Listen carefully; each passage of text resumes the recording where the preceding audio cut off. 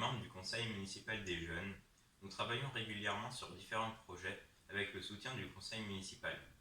Madame le maire Christelle Royer et ses adjoints nous encouragent sur toutes nos initiatives.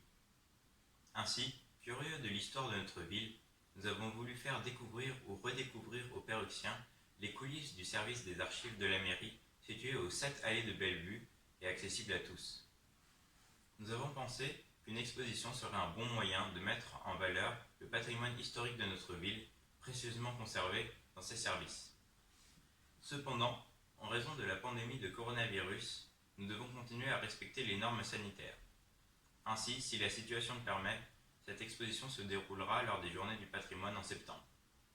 En attendant, nous vous proposons de découvrir le contenu de cette future exposition à travers cette vidéo. Vous pourrez visionner quelques documents représentatifs et symboliques de l'histoire de notre ville. Vous pourrez remarquer que les documents sont conservés sous différentes formes. Des boîtes d'archives, mais aussi des registres, des meubles à plans, des meubles à affiches, des microfilms, même des vitrines. Alors, avant de vous rendre au service des archives, veuillez nous suivre durant cette courte vidéo réalisée par le CMJ. Bonne découverte. Le blason du Perreux-sur-Marne a été créé par M.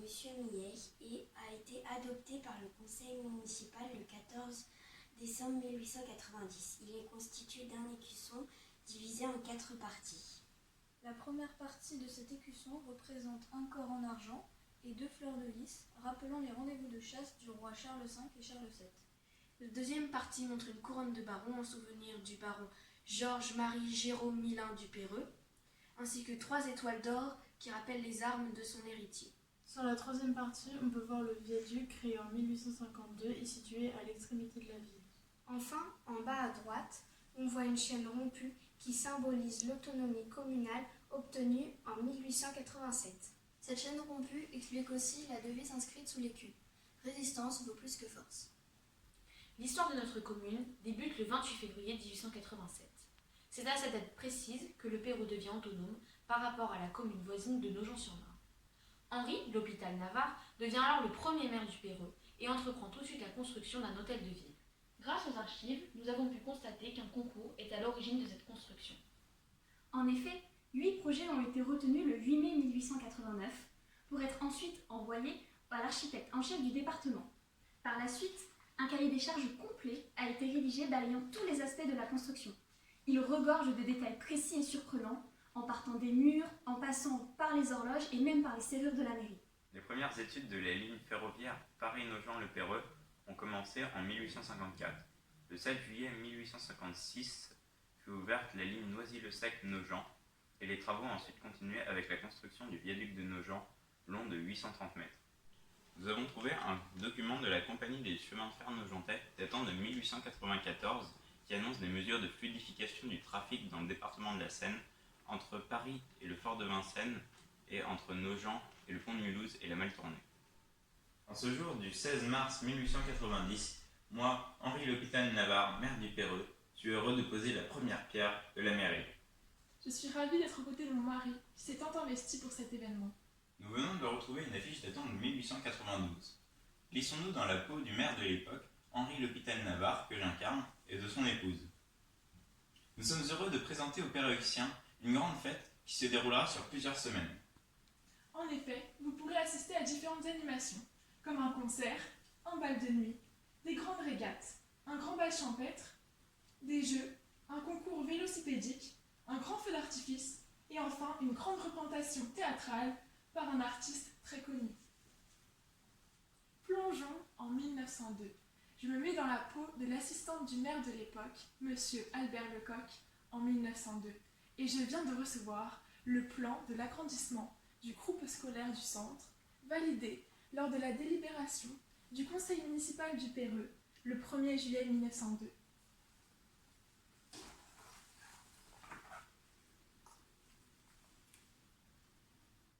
En 1915, l'État organise une tombola afin d'aider les familles durement touchées pendant cette période de guerre. De la même manière, en 1915, des journées du poilu sont organisées par le Parlement en soutien aux troupes de soldats partis au front.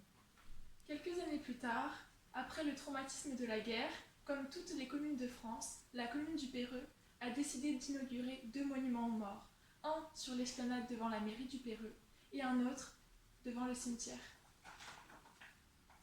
Je vous montre le plan de celui dans le cimetière du Perreux. Nous sommes en 1923.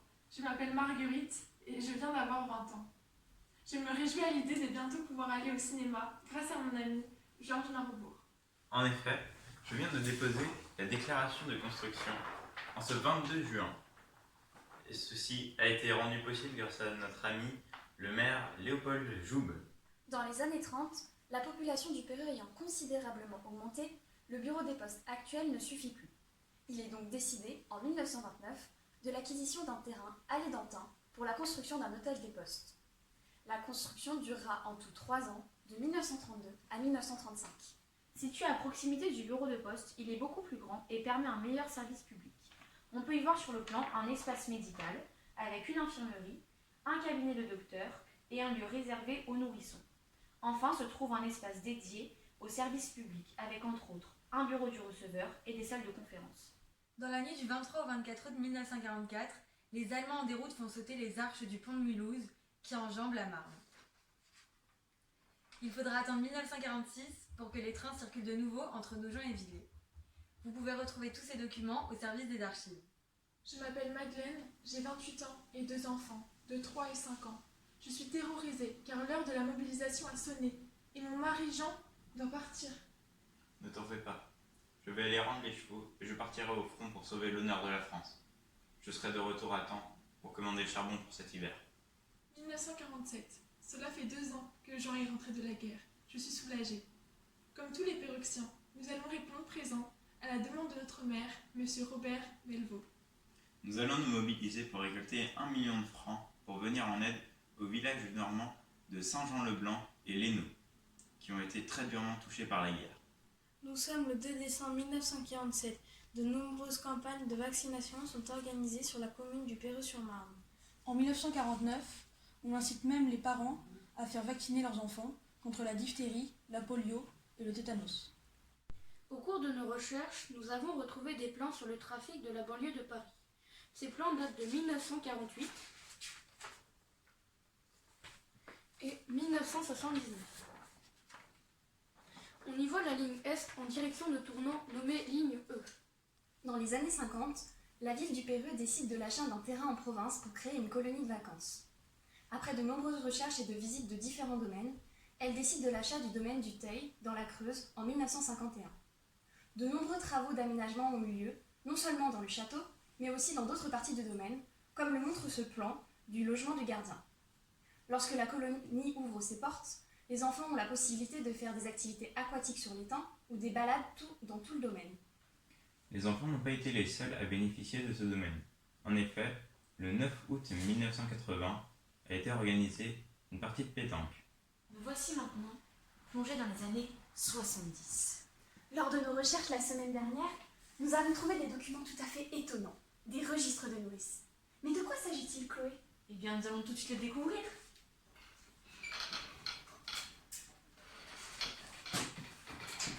Autrefois, les mères confiaient leur nouveau-né à des nourrices afin qu'elles s'en occupent les premiers mois. Dans chaque registre sont répertoriés le nom des nourrices, aussi appelées éleveuses, et le nom des enfants dont elles s'occupaient. De plus, en approfondissant nos recherches, nous avons découvert que ce système était déjà en place à la création de la ville en 1887 et qu'il a perduré jusqu'en 1977. La nouvelle gare SNCF de Nogent-le-Perreux a été inaugurée le 27 octobre 1984 par messieurs Michel Giraud, maire du Perreux, et Roland Mingesser, député de Nogent. Notre commune a beaucoup évolué depuis 1887. De nombreuses infrastructures ont donné une certaine attractivité à la ville, comme les transports et les accès routiers, ou comme le développement des écoles, collèges et lycées. Les structures sportives, stades, gymnases, piscines municipales, ou les bâtiments culturels, CDBM ou médiathèques, ont connu de grandes rénovations depuis les mandats de messieurs Giraud et Carrez, et enfin de madame Royer. Toutes les traces de ces diverses transformations sont gardées au service des archives. Alors si comme nous, vous êtes curieux et amateurs de documents authentiques, n'hésitez pas à venir les consulter en mairie.